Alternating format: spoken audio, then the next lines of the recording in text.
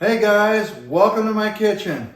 Today we're going to make a simple artisan sourdough loaf of bread. Best you've ever had. So let's get started. For this recipe, you'll need to remember 4 easy numbers: 18, 12, 3, and 2. First, we have 18 ounces of flour. Don't care what kind of flour you like to use, so long as there's enough gluten for the starter to activate. Otherwise, you'll wind up with a flatbread. Tasty, but flat. For this recipe, I use King Arthur's unbleached all-purpose flour. Don't forget your handy-dandy kitchen scale for measuring. 12 ounces of filtered water. Don't use tap water, as the chlorine in it will kill your starter. I use a store brand spring water. I also use a mason jar with measurements on the side to measure the water. Food hack. I also like to use 8 ounces of buttermilk, as this adds a little more flavor.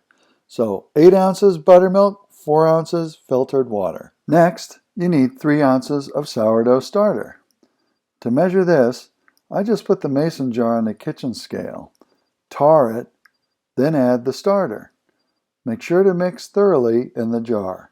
Lastly, you'll need 2 teaspoons of coarse sea salt.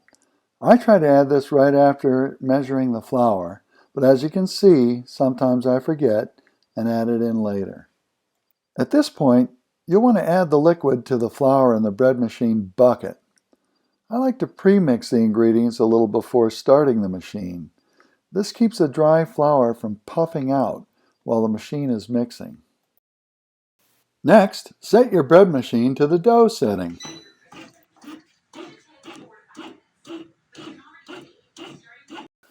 Occasionally, while the dough is kneading, you'll need to pause the dough cycle and check the consistency of the bread boule. If your finger comes out clean, you should probably add some drips of water.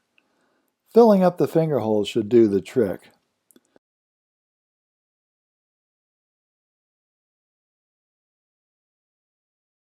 Once your finger starts to stick to the dough a little, you have your proper consistency.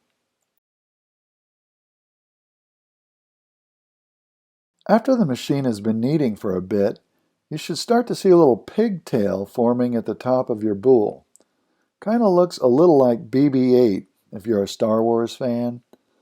When you see this, you know you've got a good boule forming. Now for a shaping vessel, what I use is these little Rubbermaid goodies. You get these at the local grocery store. That's perfect for shaping your artisan sourdough loaf. Spray a little cooking oil inside your rising vessel to keep the boule from sticking.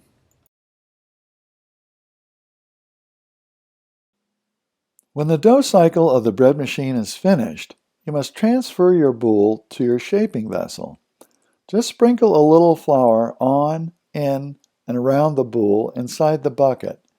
In a quick motion with fingers together, hold the bread bucket over the shaping vessel and gently scrape around the outsides of the boule until it falls into the vessel. Don't forget to take out the bread machine paddle. Lightly coat the top of the boule with oil to prevent sticking. Once the boule is in the rising vessel, let it rise on the countertop for several hours. All the conditions of your kitchen will determine how much time it will take to become fully activated or risen. Be patient. It will happen. When the boule rises up to touch the lid of the rising vessel, that is when you should put the container in the fridge. Keep it in the fridge overnight. Take a 3 to 4 foot piece of parchment paper and create a lining in your Dutch oven. Once the paper is in the shape of the Dutch oven, take the paper out, retaining the molded shape, and set aside. Put your Dutch oven on the center rack of the oven, lid on. Preheat the oven to 450 degrees and bake the Dutch oven for 1 hour. Okay, let's get this boule on the go here. That sucker's ready. Probably gonna pop a little bit. No? Looks like all everything up good, so it's coming right off. take this guy. That's going to be inside the Dutch oven. Stick it right in. Just kind of wiggle it off.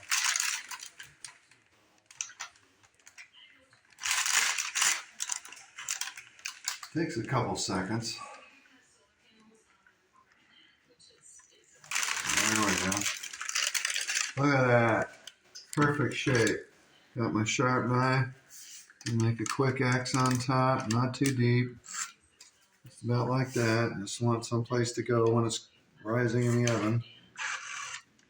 Perfect. Now we got our piping hot Dutch oven.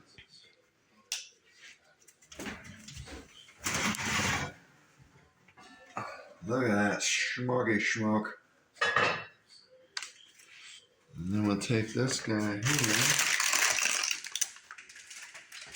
Set him right in the middle. Try to fold the sides down if you can. We'll put the glove back on. Top it off. Slide it in. And then let that guy cook for a half hour. Boom. And we'll come take a look.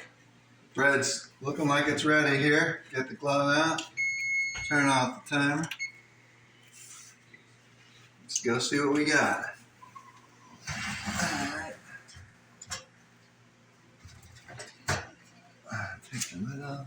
Oh yeah! Look at that bad boy. That is nice. I'm just going to rotate it around once. Like this. Slide it back in. I'm going to cut the oven off.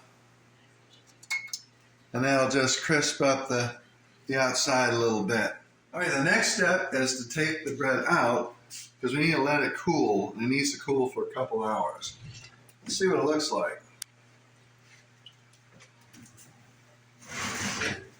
Oh yeah, that looked good.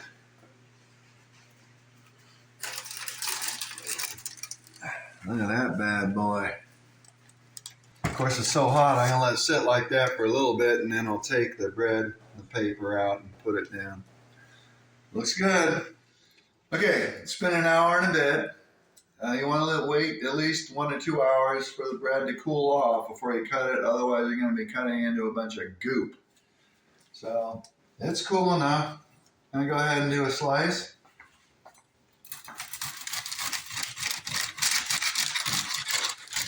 And here it's nice and crunchy, but you can also see that it's nice and soft in the middle. See, nice and airy inside. A little bit of butter.